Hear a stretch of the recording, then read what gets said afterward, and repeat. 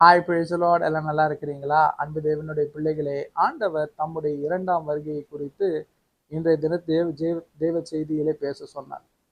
இது போல நான் ஒரு நாளும் ஆண்டவருடைய இரண்டாம் வருகையை குறித்து பேசுறது ரொம்ப ரொம்ப ரேர்.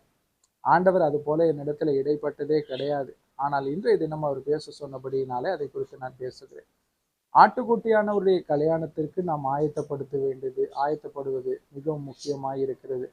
இந்த உலகத்திலே ஆண்டவர் பலவிதமான ஆசீர்வாதங்களை நமக்கு அருளி இருக்கிறார். நாமும் அவருக்கு நன்றியாய் சாட்சி உள்ளவர்களாய் இருக்கிறோம். நம்மால் முடிந்த அளவு ஊழியமும் செய்கிறோம். ஆனால் ஆட்டுக்குட்டியானவருடைய கல்யாணம் என்பது மிக மிக முக்கியம். கர்த்தராகிய கிறிஸ்து இயேசுதாமே கல்வாரியின் சிலுவையிலே தன்னை பலியாய் கொடுத்து நம்மளுடைய காரியங்கள் எல்லாவற்றையும் ரட்சணத்தை உண்டு பண்ணினது எதற்கு தெரியுமா? அவர் பாடுபட்டது எதற்கு தெரியுமா?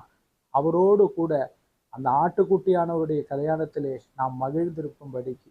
ஆம், கர்த்தருடைய இரண்டாம் வருகைக்கு நீங்கள் ஆயத்தப்படுவது கர்த்தருடைய நோக்கமாய் அவசியமாய் இருக்கிறது.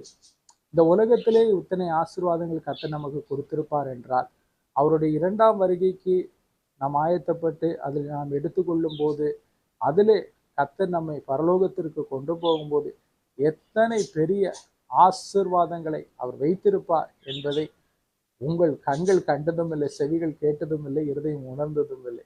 அப்படிப்பட்ட ஆசீர்வாதங்களை கர்த்தர் வைத்திருக்கிறார். இந்த உலகத்தின் காரியத்திலே நாம் நோக்கமாய் இருக்கிறோம் அல்லவா? அது எல்லாம் நல்லதுதான். நாம் எல்லாம் திட்டம் செய்வது நம்ம உலகத்தின் காரியத்திலே நாம் அடுத்தது என்ன நம்ம பிசினஸ்ல ஊழியத்துல என்ன நம்ம வேலையில செய்ய வேண்டும் என்று திட்டம் செய்வது நல்லதுதான். ஆனா அதே நேரத்திலே கர்த்தருடைய இரண்டாம் வருகையை குறித்து நாம் ஆயத்தப்படுவது மாத்திரமல்ல, பிறரையும் ஆயத்தப்படுத்த வேண்டும் என்பது கர்த்தரின் சித்தமாய் இருக்கிறது.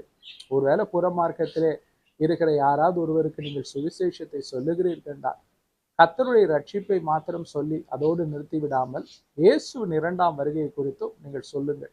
ஒருவேளை அவங்க சொல்லலாம், இது எதனா காலங்காலமா சொல்றீங்க, Jesus Christ is coming back soon அப்படின்ட்டு. ஆனால் சொல்ல வேண்டியது நம்மளுடைய கடமையா இருக்கிறது. மந்தையில் அவர்களும் சேர வேண்டியது, அவர்களும் இரண்டாம் வருகைக்கு ஆயத்தப்பட வேண்டும், கர்த்தரை ஏற்றுக்கொள்ள வேண்டும் அல்லவா? அந்த பொறுப்பெல்லாம் ஆவியானவர் பார்த்து கொள்வார். ரட்சணியம் கத்தராலே உண்டாகிறது என்று வேதம் சொல்லுகிறது.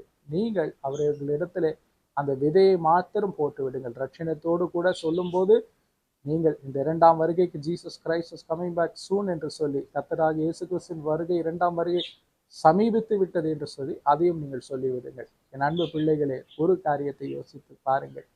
எவ்வளவு காலம் நாம் ஓட போகிறோம்? 70, 80, 90, அதிகபட்சமாய் 100 வயது வரை வாழலாம். ஆனால் அதற்கு பிறகு நித்தியத்திலே கர்த்தரோடு இருப்போம்.